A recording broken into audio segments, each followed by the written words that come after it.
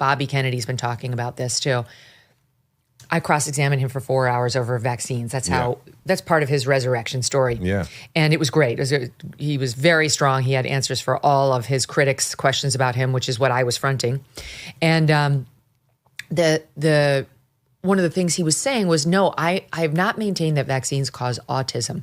But I think that we need to look at the toxic stew the children are growing up in as a cause of potential cause of autism. And what's in the vaccines, like the extras in the vaccines, like mercury or aluminum, should also be factored into that discussion. Made perfect sense to me.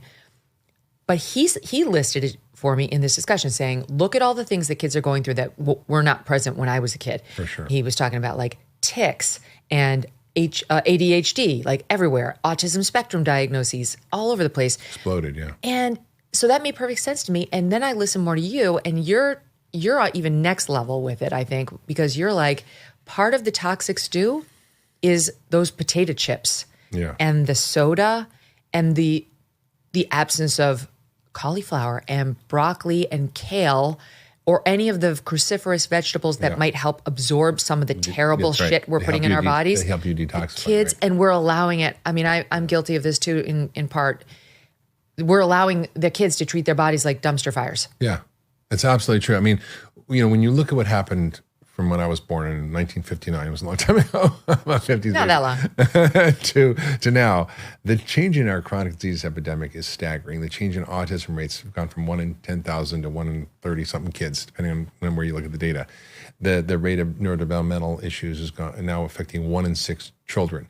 We have rising rates of autoimmune disease and allergies in kids. We're seeing obviously obesity in kids, which you never saw before. I mean, when I was in medical school, there was no type 2 or type 1 diabetes. It was juvenile onset or adult onset. Then kids started getting it. Now 30+% of teenagers have prediabetes or type 2 diabetes.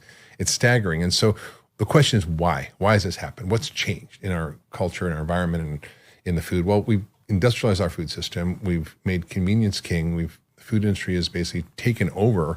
And when I say food, I mean the food and ag industry have taken over our society in ways that are pervasive and actually measurable. They fund academic centers to do research. They fund 12 times as much, quote, nutrition research as the federal government.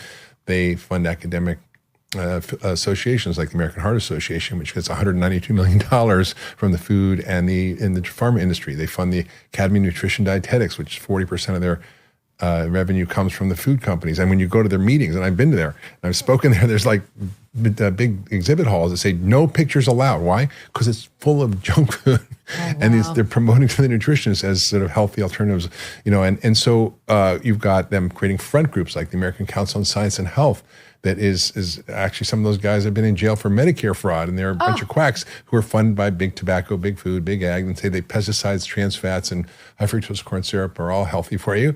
And then they fund social groups like the NAACP and Hispanic Federation to get them to oppose things like soda taxes, which we can argue is good or bad, but they want to lie themselves so they don't push back on them.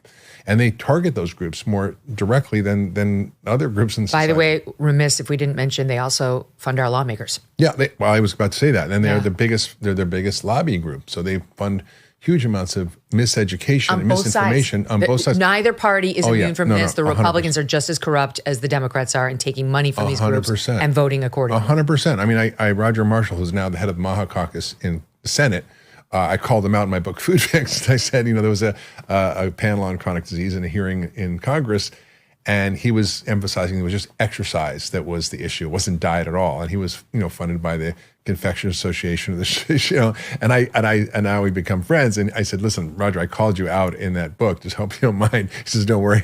He's seen the light since. Yeah. So, people change. No, there was an update today. Hold on, before it came to air. This just happened. Yeah, we're trying to get Callie Means and RFK Jr. are trying to get to make it such that people cannot use food stamps to buy soda. Yeah, that's a big one. To try to encourage our poorest Americans when they need food stamps to use them for high nutrition foods and not the worst of the worst.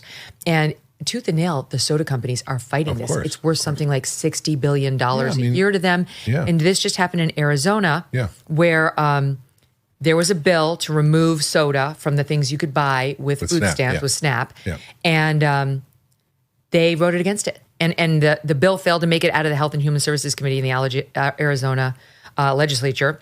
by a vote of 6-6. And who cast the deciding vote against it? A Republican, Ralph Heap, voted against it alongside the Democrats. By the way, not for nothing, but here is, I think we have Callie Means. Yeah, here's Callie Means reacting to that in South 1. So there's no correlation or causation between soda and obesity rates. If your concern is obesity, Wow. Yeah. then we should be talking about obesity. We shouldn't be talking about obesity for SNAP recipients who have social determinants of health beyond just what they eat. Things that the general public would consider unhealthy. I mean, who knows what the general public considers unhealthy? If the government tries to define in state statute what's a good food and what's a bad food, it's very, very complicated. We are not going to subsidize sugary drinks and candy Here's Callie. for our kids. It's criminal. And this is a no-brainer situation. And frankly, these two speakers before me should be ashamed of themselves. Oh, you're crossing a line right should there. be ashamed All right, of you're crossing a themselves. line. God bless him. I Good. mean, it's hard to imagine how those guys go to sleep at night saying what they say, knowing what they Right? know. I mean, it's to say there's no connection It's between social factors sugar that's and- causing all the obesity amongst the it's poor. not. Yeah, it's not just poverty. And by the way, it's affecting all sectors of society, not just the poor. But Last I checked, J.B. Pritzker is pretty rich, and he's Yeah, yeah. morbidly that obese is by true. anyone's standards. That's true. But when you look at SNAP or food stamps, it's called Supplemental Nutrition Assistance Program, but it's really about food security, which means you get enough calories. So you can eat 2,500 calories of soda a day, and that's enough to fuel your keep you metabolism. alive. But it's going to kill you. Yeah, for some and it's not nutrition security, which is what we need in America, which is providing enough nutrients to people who have also food insecurity. And when you look at SNAP, 20% of Coca-Cola's U.S. profits come from food stamps. It's a big chunk of Walmart's profits. It's huge. And the people don't realize that we pay for the problem multiple times. There's a new kind of concept called the commercial determinants of health, which is how multinational and transnational corporations privatize profits and socialize the costs and subvert public health. And so the taxpayer is paying the bill. We pay like probably 4 times, for example, for the food. We pay to buy that soda. That's right. We pay for the farmers to grow the corn that makes the high fructose corn syrup that goes in the soda. Then we pay for the soda with SNAP. And then we pay for Medicare and Medicaid on the back end to deal with the chronic diseases like diabetes that result from it. And who's paying for the environmental consequences of how we grow the food using methods that disrupt our soil, the loss of soil organic matter. We've lost 1/3 of all our topsoil. Soon we're going to lose all of it. The amount of water resources we use to irrigate, which are because the farming methods don't retain water in the soil. For every 1% organic matter, you retain 25,000 gallons of water per acre. So we're losing huge amounts of our water infrastructure, and we're also poisoning the rivers and lakes because all the nitrogen fertilizer flows down to them and causes the overgrowth of algae, which sucks all the oxygen out and kills the fish. And so we have dead zones the size of New Jersey in the Gulf of Mexico or America, whatever you want to call it now. And there's 400 of those around the world to feed 500 million people. And then we lose biodiversity. 75% of pollinators are gone. So the list goes on. Who's paying for all that? Who's paying for the bees being destroyed? Who's paying for the water being destroyed? Who's paying for the fish being destroyed? So basically, it's us. This is the part of the conversation where I just want to open up a bag of Doritos. It's like, I give up. I give up. I can't. Like, there's no winning, right? We're probably inhaling enough microplastics to kill us right now. You know, it's like, by the way, that was another thing I learned in preparation for today. The average person, is it here? The average person now today has, this is from it was in the New York Times today, on microplastics. The human brain samples from 2024 had nearly 50% more microplastics than brain samples from 2016. They estimate there are 5 bottle caps worth of plastic in the average Can't be human good. Can't be good. 5 bottle caps? Yeah. Can't spare it. No. And it was so it's overwhelming. Tariff wars, stubborn inflation. No wonder gold has been routinely hitting all-time highs. In volatile markets like the one we have now, don't sit on the sidelines with your head in the sand. You can take control and safeguard your savings. Aren't you thinking about that today? That's why so many Americans today are turning to Birch Gold Group. They've helped tens of thousands convert an existing IRA or 401k into one in physical gold. Is it time for you to hedge against economic instability or market instability with gold?